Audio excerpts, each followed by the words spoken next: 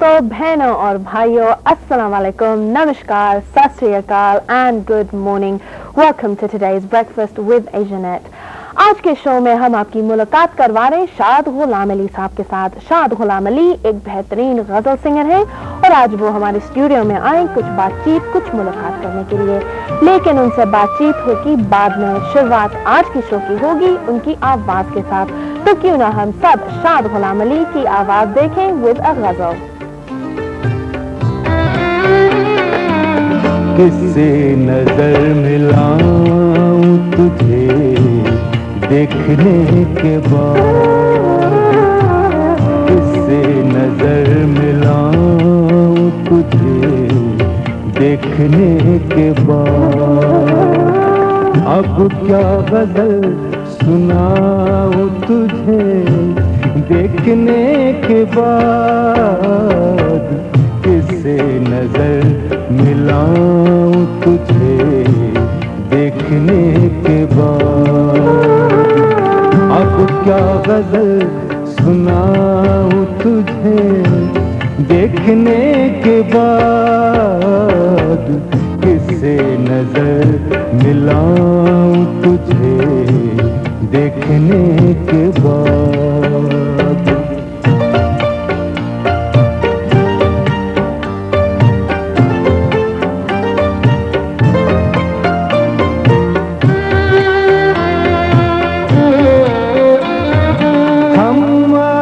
तेरे शहर से वापस न जाएंगे,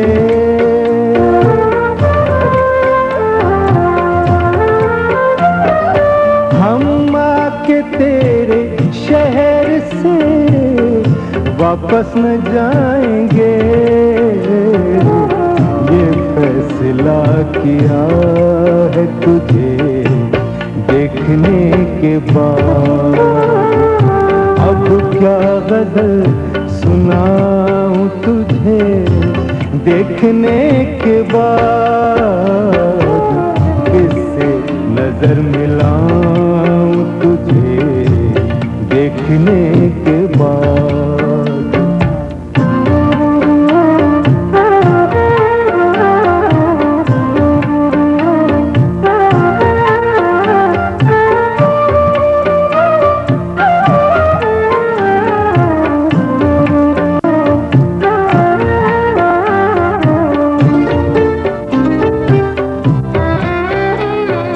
सजदा तुझे करूं तो काफिर कहेंगे लोग,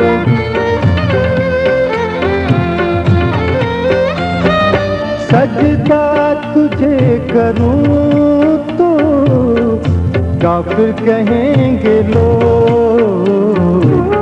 ये कौन सोचता है तुझे देखने के बाद।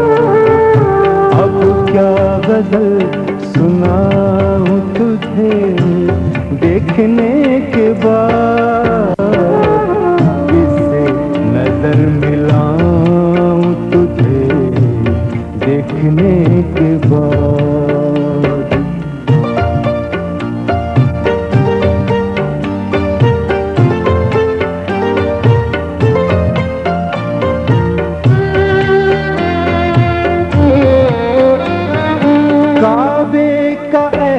राम तो मेरी नजर में है,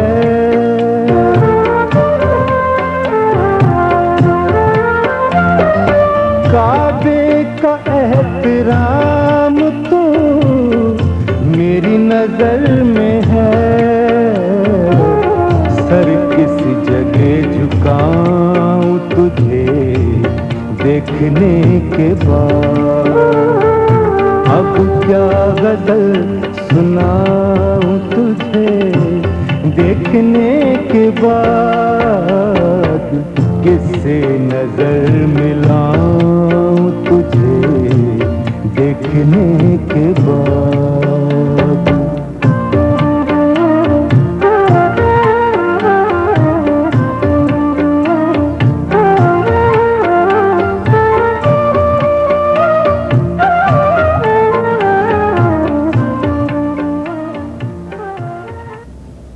ये थी शाद गुलाम अली साहब की एक गजल।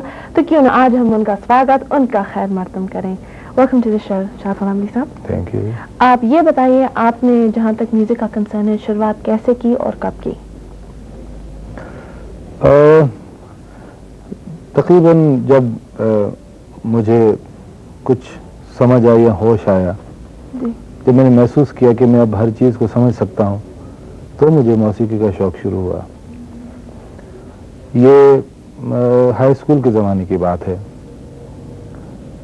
जब मैं उस ज़माने में क्या था कि सुबह जो असेंबली होती थी उसमें कुछ नेशनल एंथम के साथ साथ कुछ और भी पढ़ना पड़ता था। तो उस ज़माने में हमारे हेड मास्टर थे, उसने कहा कि हमें 3 ऐसे लड़के चाहिए जो ये सुबह सुबह असेंबली में ये पढ़ें। तो काफ़ी कुछ बच्चों का टेस्ट भी लिया गया, तो हम 3 लड़के जो है इसमें सिलेक्ट हुए। मैं, एक मेरे दोस्त थे वो, और एक मेरा दूसरी क्लास का लड़का था। हम 3 लड़के सिलेक्ट हुए जी। फिर इसी तरह सुबह जब असेंबली होती थी तो हम तीनों ने मिलकर ये पढ़ना होता था। उसके बाद खैर ये तो हमारी रूटीन थी। उसके बाद फिर हमारे मंथली प्रोग्राम्स होते थे स्कूल के, उसमें हम जो है वो डिफरेंट तरीके से पार्टिसिपेट करते थे अपने प्रोग्राम्स में। तो फिर हमने एक स्कूल की टीम बनाई जिसमें सारे मौसीकी के टीचर्स आते थे, वो हमें सिखाते थे, हमें गवाते थे। तो यूं इस तरह आहिस्ता आहिस्ता हमें इंकरेजमेंट मिला। फिर हमारे क्लास के लड़के जब फ्री पीरियड होता था तो कहते कि जी आइए अब कुछ सुनाए हमें। तो यूं आहिस्ता आहिस्ता जो है शौक परवान चढ़ा। और फिर हाई स्कूल से जब मैंने मैट्रिक किया 1970 में, तो स्कूल के और एरिया के काफ़ी प्रोग्राम कर चुका था मैं, और मुझे काफ़ी थोड़ा सा आस्ते आस्ते कॉन्फिडेंस भी आता गया कि आया कि मैं गा सकता हूँ। तो यूं जो है वो ये शौक आगे चला। तो जहाँ तक आपका फैमिली का कंसर्न है, उन्होंने भी आपको इंकरेजमेंट दी या? जी हाँ, इंकरेजमेंट तो समझो दी या नहीं दी, बगैर उन्होंने मना भी नहीं किया जी। मुझे। मेरे शौक से किसी को कोई ऐसा सिलसिला नहीं था, बल्कि कहते थे ठीक है, क्योंकि वो था हाई स्कूल का ज़माना। तो पेरेंट्स ये चाहते थे ठीक है बच्चे ज़रा किसी न किसी तरीके से बहले रहे। जी हाँ। और मैं फुटबॉल बहुत अच्छी खेलता था। मुझे शौक था फुटबॉल खेलने का स्कूल लेवल तक का। मगर फिर मैंने देखा कि मुझे इसमें भी जो है वो कुछ मज़ा नहीं आ रहा। तो फिर मैंने मौसीकी को ही अपना शौक बनाया बजाय किसी और खेल कूद के या गेम्स के। तो घर वालों ने मुझे इनकरेज किया, कुछ जगह मुझे किया उन्होंने, मगर कभी मना नहीं किया कि आप ये क्यों करते हैं। जी हाँ। तो ये बताइए, जहाँ तक आपके इंस्पिरेशंस का कंसर्न है, जिनको आप सुन सुन के आपको लगा कि हाँ मैं भी ये कुछ करना चाहता हूँ, हाँ, एक हमारे बहुत ही पुराने आर्टिस्ट थे, उनका नाम था मुराद फकीर। राजस्थान के आर्टिस्ट थे वो, क्लासिकल गाते थे वो, और वहाँ का लोकल जो राजस्थानी अंग जिसे हम कहते हैं वो गाते थे वो। तो बचपन से मुझे उनको सुनने का जो मौका मिला, वो कभी कभी जब हमारे शहर में बिलोंग उमरकोट से करता हूँ, वो भी पाकिस्तान में एक जगह है, राजस्थान का एक पार्ट है वो जी। तो वो उमरकोट वो जहाँ अकबर बादशाह पैदा हुए थे, और हिस्टोरिकल प्लेस है वो। तो मेरे वालिद साहब के पास वो आते थे, तो क्योंकि मेरे वालिद साहब उस जमाने में जो है वो उस एरिया के जमींदार थे, तो प्रोग्राम्स भी कहें ठीक है मुराद फकीर को सुन। तो बचपन से मुझे उन्हें सुनने का शौक हुआ, मौका मिला। तो काफ़ी कुछ मैंने महसूस किया कि अब मैं महसूस कर रहा हूँ कि मैं उस जमाने को अगर मैं पीछे चला जाता हूँ तो ऐसे महसूस हुआ कि मुराद फकीर जो था वो बहुत बड़ा गायक था उस दौर का। तो ऐसे अच्छे अच्छे फनकारों को सुनने का मौका मिला बचपन से। तो ऐसे इंस्पिरेशंस मिली मुझे आगे चल के। फिर किस जमाने में मेरी पतली बहुत आवाज होती थी, मैं लता जी के गाने बड़े गाता था। पतली आवाज होती थी उस जमाने में, तो उस जमाने में लता जी के बड़े गाने में गाता था, आवाज मिला के गाता था। तो इस तरह डिफरेंट सिंगरों को गा गा के मुझे सब पसंद थे, जो सॉफ्ट प्यारा और मधुर गाए, वो बचपन से मुझे शौक था उनको सुनने का। तो इससे आस्ते आस्ते बड़े बड़े आर्टिस्टों से इंस्पिरेशंस मिलती गई और मैं अपना जो है वो अपना सफर जारी रखता गया। जी, ना गायकी आपकी फुल टाइम प्रोफेशन है जी। अब तो हाउ वाज इट कि आपकी हॉबी से वो फुल टाइम प्रोफेशन बना? What happened? बस यूँ समझ लीजिए कि मैंने जब मैट्रिक किया जी, तो उसके बाद मैं कॉलेज गया, वहाँ का नाइट कॉलेज था, मॉडल कॉलेज, वहाँ मैंने फर्स्ट इंटर वहाँ किया। वहाँ ही मैंने एक क्लब था, मेहरान आर्ट सर्कल का नाम था। मैं तमाम जो है वो न्यू जो लड़के आते थे, हम भी उसके साथ करते थे सिलसिला। फिर जब मैं सिंध यूनिवर्सिटी में चला गया, मैंने वहाँ से ग्रेजुएशन की। तो उन दिनों में भी यही मेरा पढ़ने के बाद फिर मेरा ये फुल टाइम मौसीकी था और मुझे कोई शौक नहीं। प्रोग्राम्स में करता था, क्लब के जितने प्रोग्राम्स होते थे वो मैं करता था। उन्हीं दिनों में, ये 74 की बात है, मुझे मैंने एक लेटर लिखा पाकिस्तान टेलीविजन को कि जी मुझे गाने का बड़ा, जब दोस्तों ने कहा कि आप बहुत अच्छा गाते हैं माशाल्लाह ये है वो, तो मैंने सोचा कि चलो एक प्रोसीडिंग कर ली लेते। तो मैंने एक लेटर लिखा जीएम को, जनरल मैनेजर कराची टीवी को, कि मुझे बड़ा शौक है गाने का और मैं चाहता हूँ कि पीटीवी पे गाऊं। वो अच्छा जमाना था टेलीविजन का, शुरू का जमाना था। तो मुझे एक लेटर आया कि जी आप फलाने दिन आके अपना ऑडिशन दे। तो क्योंकि मैं तो मेरे खास में था और कराची बहुत दूर था, कराची बड़ा शहर था, हम छोटे शहर के लोग थे, कराची कभी मैंने देखा नहीं था। बहरहाल किसी न किसी तरीके से मैं पीटीवी पहुंचा, टेलीविजन स्टेशन। तो वहाँ 2-3 और भी आर्टिस्ट थे, सुगरा खानम और एक रजा अली, 2-4 और भी आर्टिस्ट थे, उनका भी ऑडिशन था। खैर जब हमने ऑडिशन दिया तो उन्होंने जो है वो हम 3, एक सुगरा खानम, रजा अली और मुझे सिलेक्ट किया। फिर 74 में मेरा पहला प्रोग्राम सिंध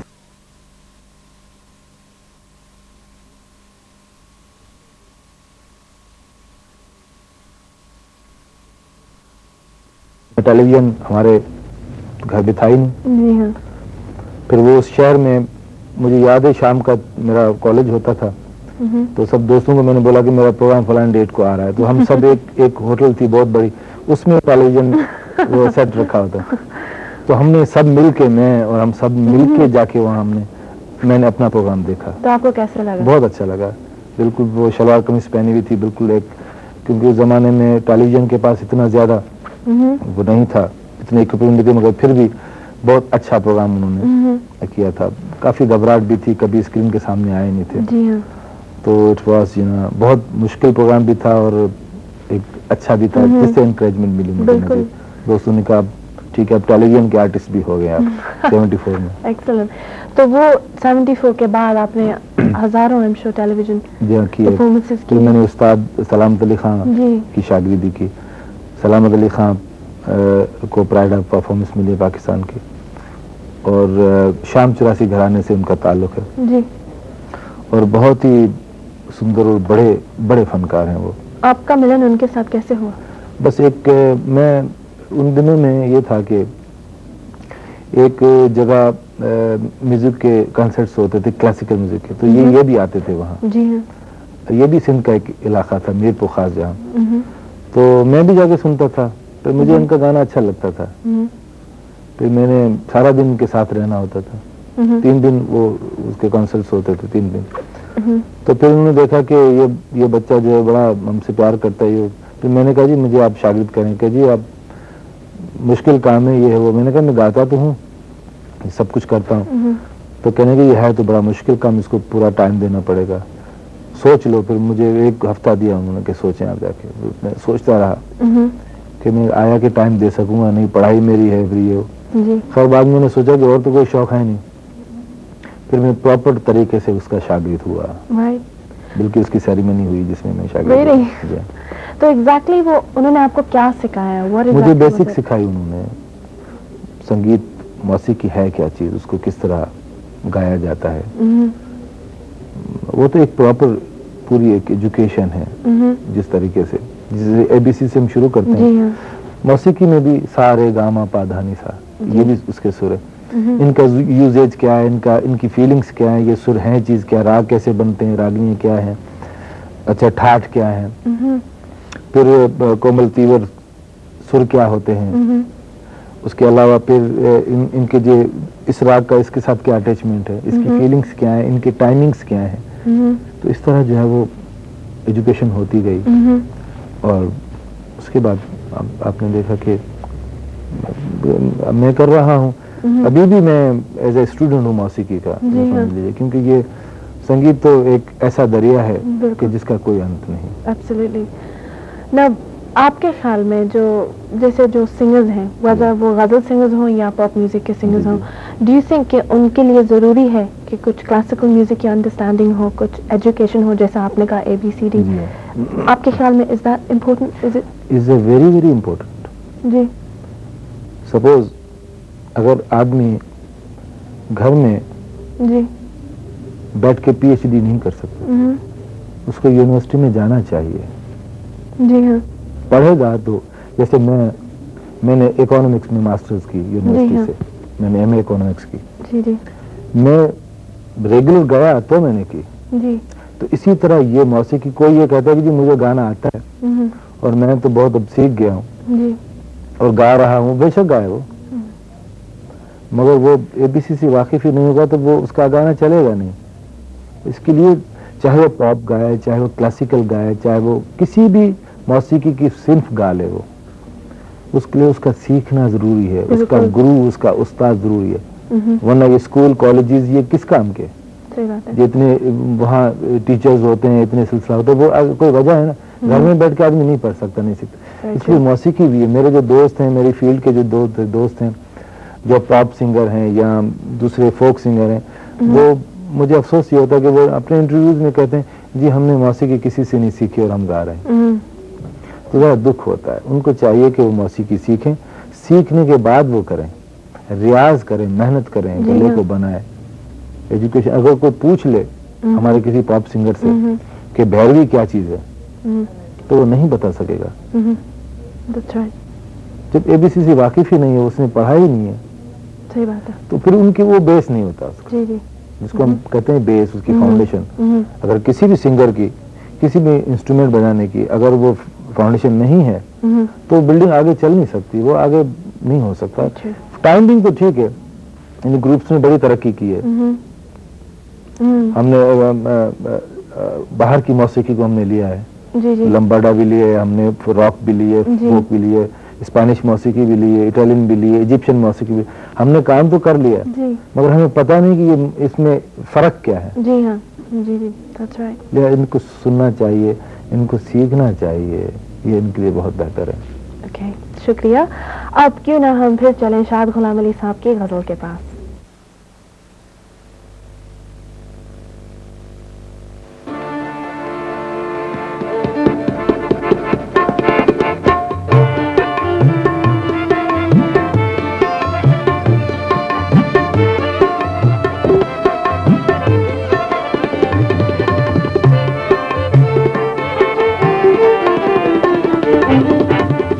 आज तुझे क्यों चुप सी लगी है, आज तुझे क्यों चुप सी लगी है, आज तुझे क्यों चुप सी लगी है। कुछ तो बता क्या बात हुई है, कुछ तो बता क्या बात हुई है। आज तुझे क्यों चुप सी लगी है, कुछ तो बता क्या बात हुई है, कुछ तो बता क्या बात हुई है। आज तुझे क्यों चुप सी लगी है।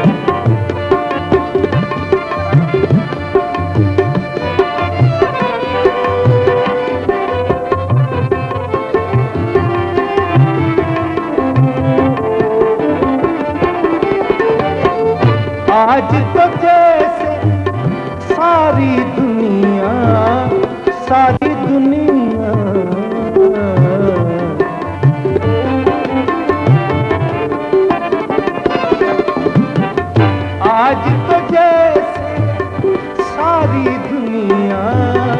सारी दुनिया हम दोनों को देख रही है, हम दोनों को देख रही है। कुछ तो बता क्या बात हुई है, कुछ तो बता क्या बात हुई है। आज तुझे क्यों चुप सी लगी है, आज तुझे क्यों चुप सी लगी है।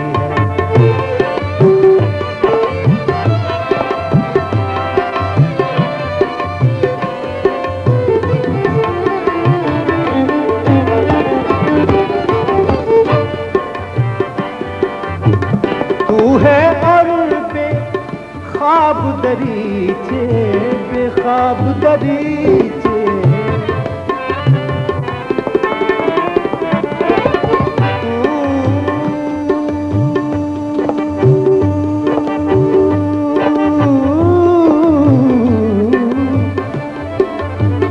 तू है और बेख्वाब दरीचे, बेख्वाब दरीचे।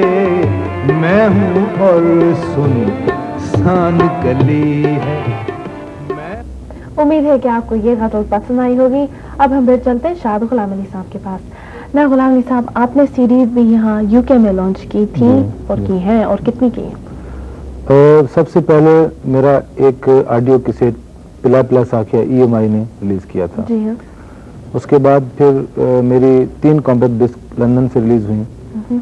उसमें से पहली जो है वो हाले दिल, उसका नाम है, दूसरी का दर्दे दिल और तीसरी का कोमल कोमल रिसेंटली लास्ट ईयर रिलीज हुई है लंदन में। उसके अलावा मेरी एक ऑडियो एल्बम सितम भी रिलीज हुई, साउंड मास्टर कंपनी ने रिलीज की है। ये अभी तक मार्केट में ये मेरी है। उसमें मेरी ओन गजल्स हैं। जी हाँ। नए नए पोइट्स हैं, उनको मैंने इंट्रोड्यूस किया है। जी हाँ। मेरी तमन्ना रही है मेरी कि मैं नए नए शायरों को गाऊं।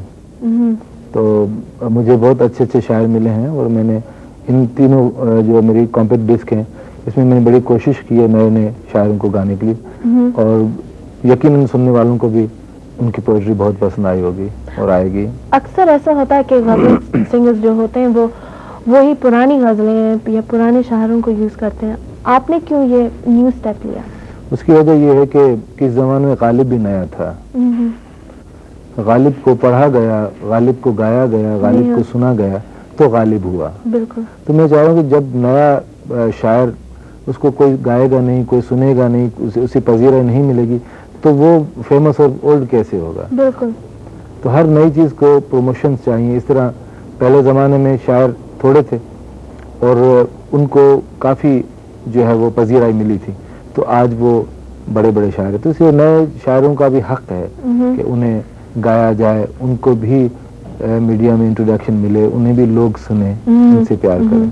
इस वजह से आपकी रिकॉर्डिंग्स जहाँ तक गई, उनकी रिस्पांस कैसी हुई है? बहुत अच्छी है और पूरी दुनिया में मेरी कॉम्पैक्ट डिस्क इस वक्त हैं और काफी जहाँ हमारे दोस्त रहते हैं उन्होंने काफी इसको जो है वो पसंद किया है और बहुत ही उम्दा जो है वो कहते हैं कि आपने गाया है। तो आपका बहुत बहुत शुक्रिया आ जाने का शाद गुलाम अली साहब। उम्मीद है कि आपके जो यहाँ यूके में कॉन्सर्ट्स होंगे वो बहुत ही सक्सेसफुल रहेंगे इंशाल्लाह। Thank you very much. ये थे शाद गुलाम अली साहब। उम्मीद है कि आपको आज की ये मुलाकात, उनकी गजलें पसंद आई होंगी। अब हम